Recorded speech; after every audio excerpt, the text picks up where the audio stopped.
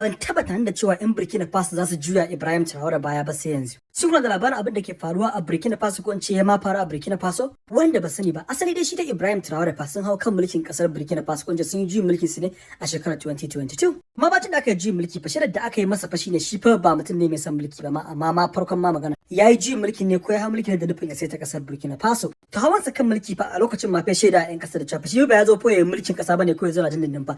Ya zo ne sai ta kasar Burkina Faso daga ya gama zai bar wajen. Wanda a lokacin ma har ya saka cewa a July din 2024 fa za a yi zaben shugaban kasa zai hau mulki shi kuma ya sauka ya kama kanshi. Amma fatsarin kasa shine a gaban su. To kamar da alƙawari ko watan Mai na 2024 yana zuwa fa yazo tara mutanen kasa ke ce musu to alƙawari ya zo fa za a yi zabe a ci gaba da mulkin demokradiyya a kasar Burkina Faso.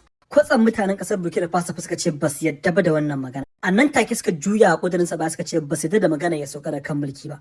Suka roƙe shi da cewa fa ya ƙara shekara 5 akan mulki. Su sun yarda da jagorancin, sun yarda da mulki, sun yarda da cewa shi dan Allah yake ba dan abin duniya ba. Daga dai wannan na nufin fa Ibrahim Traore ba zai sauka da kan mulki ba fa har sai shekarar 2029. Tunda daga 2025 an ƙara shekara 5 ya koma 2029 kenan. Rahoton ya zo daga Reuters ne. Amma duk da fa abu ne duk da ya kusa abu ne na siyasa ba za ka ce kowa yana da masoya har abada ba fa. Akwai wasu 'yan Burkina Faso da suke ganin cewa fa su ba su san Ibrahim Traore akan mulki. Ba sa da wanda suke cewa ba su san ba. Amma akwai wanda kuma a Burkina Faso suke cewa fa shekara 5 ta yi kaɗan. A ƙara musu shekara 10. Ba abin tambaya na shi kuna ganin cewa mutanen Burkina Faso sun kyauta suka juya kudirin Ibrahim Traore baya na sauka da kan mulki ko kuwa mu haɗe a comment section.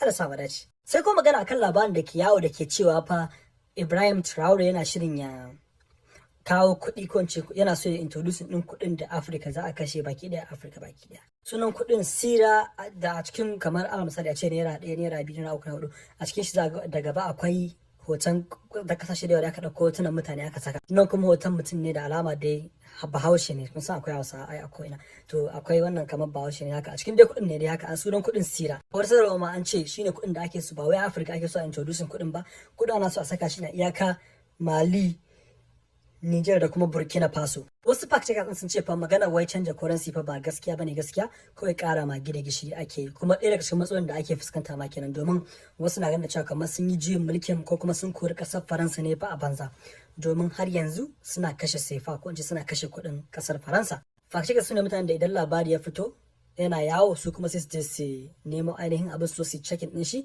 idan gaskiya ne suka tashi idan kuma ba gaskiya bane ba suka yi tashi kowa ya wuce wajen. Amma duk da haka ina ga da cewa wannan idea ce mai kyau idan ba gaskiya ya kamata a fata nan ta saboda a gudawa kasar Faransa a gudawa turawa kai tsaye domin ga ta gaskiya ni masoyin Afirka ne na gidi sosai sosai kuma duk abin da ce da Afirka gaba fa kuma ne fa ina bin goyon bayan sa 100 by 100 ma'ana 100%. Da haka ina kauna Ibrahim Traore gaskiya shin Allah dai ya samu dace Allah ba mu shugabanni na gari masu san tsakanin Allah wanda ba mulkin ne a gaban su ba jama'an ne da kuma ci gaban kasa ne a gaban su Allah samu dace.